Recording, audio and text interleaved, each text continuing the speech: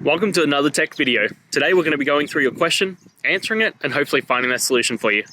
Guys, remember to stay a little bit crazy, like me, and hopefully get to that resolution. Now, let's continue on to that video.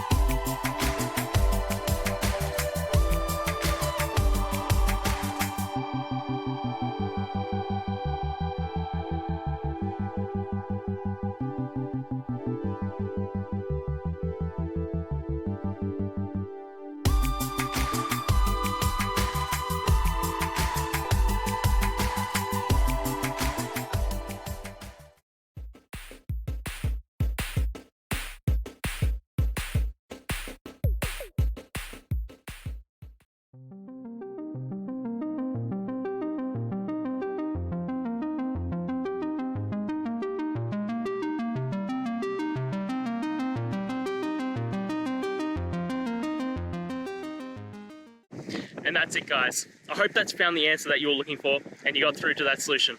If you did, please hit the subscribe button. I'd really appreciate it. And until the next time you have a technical issue, I'll see ya. Have a good one.